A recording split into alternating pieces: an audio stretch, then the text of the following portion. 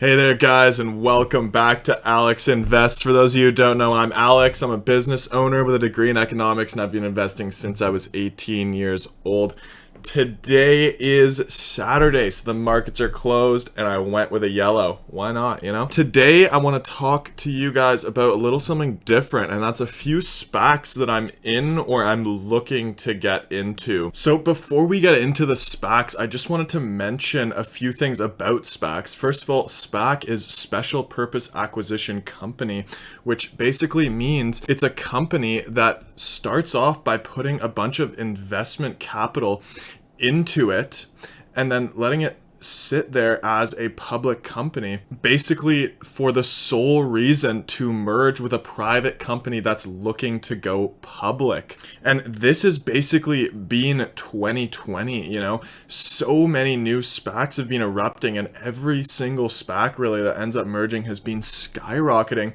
But there are a few upsides but also downsides. So let's talk about a couple of the upsides here quickly, and that is that there's not too much risk with a new SPAC, because if they don't merge, you get basically the net asset value of the company back out, as long as that's in their terms to be allowed to do, which it usually is. So as long as the SPAC is at its net asset value, there's really no risk, because you will get your money back out of the company. But if it's already skyrocketed and no deal ends up happening, and it's skyrocketed because of speculation, then you might lose a bit of money on that. So just remember that. And then for downsides, you know, sometimes, like in the case of Shell and Hyliion, Shell is the SPAC that merged with Hyliion, and the stock went down after it merged, and it actually has not recovered since. Also, the SPAC market is very inflated right now. It's because there's so many SPACs, and every SPAC seems to instantly do so well. The other thing is, now in 2020, there's hundreds and hundreds of SPACs. In 2019, I think there was only approximately 59 SPACs in total. So that means that each SPAC has a less of a likelihood to be picked up by a company, because companies can basically pick and choose which SPAC they would like to go with and which one they would like to merge with. So anyways, let's get into the SPACs now. But before we do, as always, please like and subscribe, guys. It really does help out the channel, and it lets me create more content for you guys. All right, so there's 3 SPACs that I want to go over with you guys today, and they're all in quite different industries, which is nice, again, for that bit of diversification there, which is very key, I think, in a portfolio. All right, so the 3 SPACs we're going to talk about is PSTH, GIX, and LCA or LCAHU, and we'll talk about what the difference there is a little bit later on. All right, so the first one we're going to be looking at is PSTH. Now, this one is founded by Bill Ackman, who is a pretty legendary investor. Now, there's a few rumors going around of which companies he's looking to merge this SPAC with. One of them is Stripe, which would be massive, and the other one is Bloomberg, which would also be big. Now, Bloomberg, a spokesperson for them, has denied that they are in talks with doing a merger, but we won't know until it's officially announced. Now, Stripe, again, this is one where I see them heading more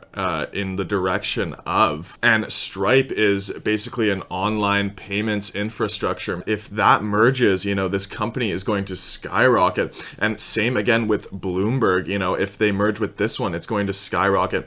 But right now, they don't have any official announcements on a merger going on. It's all speculation, right? And usually, I don't like to invest too much in speculation, but this is definitely one to watch out for, you know?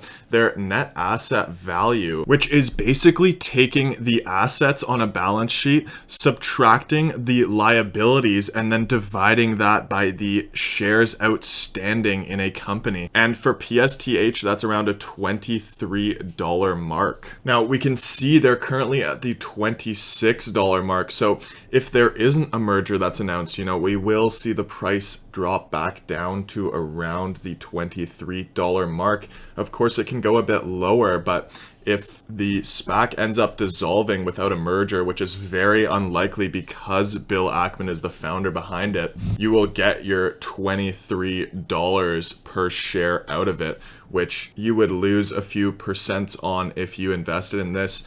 Now, if they do go through with a merger, say with Stripe, for example, then we're going to see this thing rocket up, right? And so, I mean, yes, it's big speculation, and currently I'm not invested in this one either, but we can see this high volume here as well. This is actually because there was some speculation around that it would be merging with Bloomberg, and that's why we saw the volume and the increase in price here, right? But again, there's nothing announced yet. So this is one that I'm keeping a close eye on, and is likely one that I will be investing in, not now, but I do see maybe a little bit of a pullback next week after this hype sort of dies down a bit and we're back to sort of a normal price level. Maybe I'd be looking to get in at around the $24 mark. But again, this one's speculative.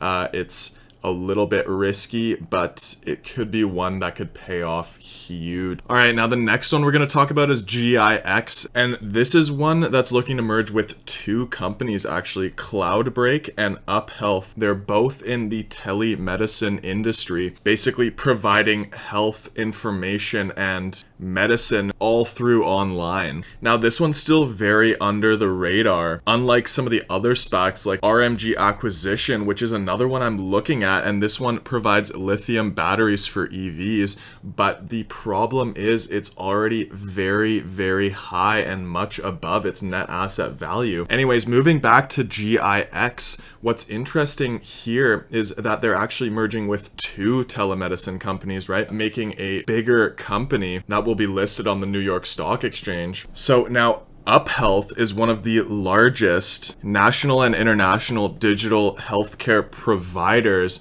and Cloudbreak, which is a leading telemedicine and video medical interpretation solutions provider. So merging both of these into one company with this SPAC, GIX, could be very big. And the other nice thing, as I mentioned, is it's still at a very low price here. All right, so here we are at the chart for GIG Capital 2.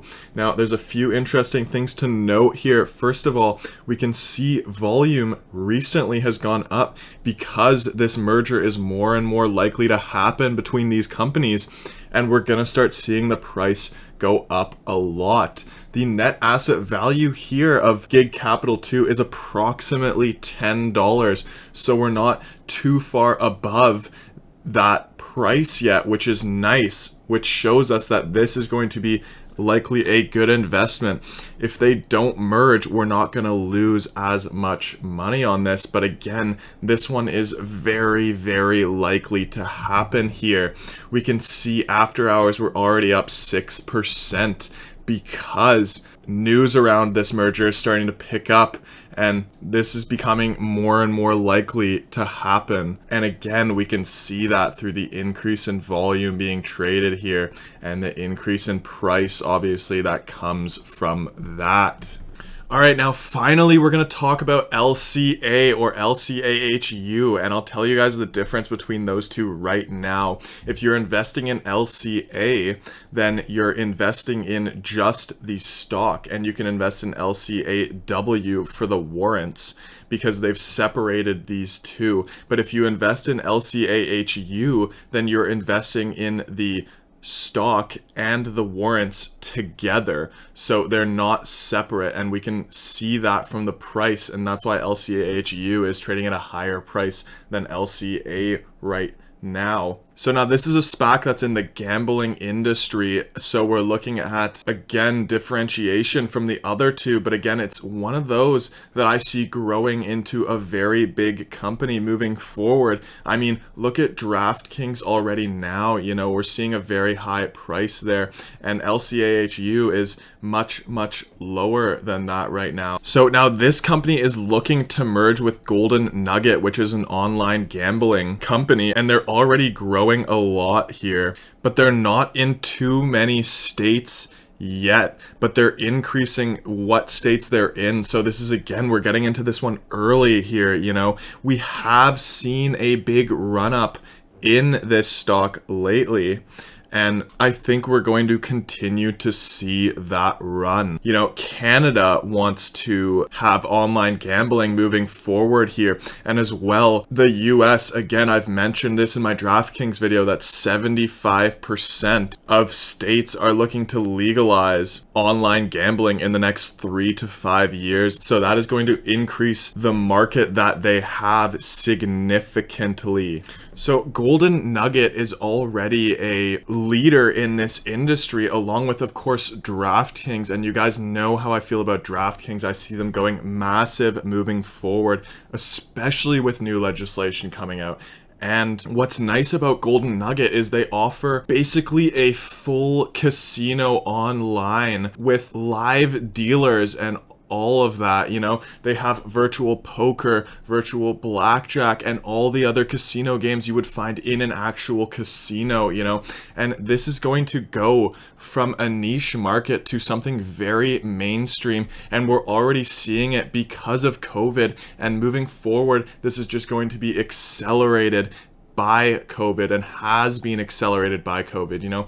So by 2030, I really do see this industry being mainstream and becoming obviously much bigger than it is now. All right, so here we are at the stock chart for LCAHU, and I've been invested in this company since right around this point here, the $14-ish mark, and I was there for this rise, and I was there for this fall again, and now I'm again here for this rise. You know, I'm not selling this stock because I do see it being very big in the next few years. What's very interesting to note here, though, is the volume change here. You know, we haven't seen very much volume traded here, but we have seen the price gone up a lot, right? Whereas if we look compared to back here, you see all this volume. Well, obviously here we had the big jump, right? And then since then, we've just kind of seen some consolidation. And then here again, we see the volume come up a bit, but nothing compared to back here, right? This is quite interesting because we see this huge run, right?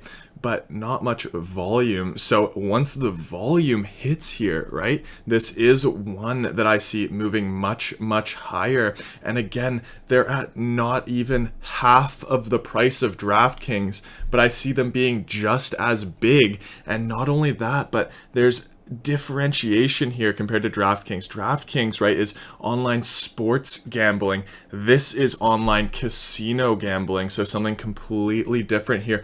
And I have them both in my portfolio right now, and I see them both growing dramatically into the future. So again, a really good stock here. Not as expensive as DraftKings, but I do see it getting there soon. So one which I would actually hop into pretty soon. You could wait for a bit of a drop, but I really don't see it dropping much from here unless there's some very big negative news that's going to make this stock drop, which I don't really see moving forward. All right, guys, so that's going to do it for the video today. I hope you liked it. If you did, please like, subscribe, leave me a comment. You know, I love getting those comments. And other than that, I hope you guys have a fantastic Saturday, and I'll see you guys tomorrow.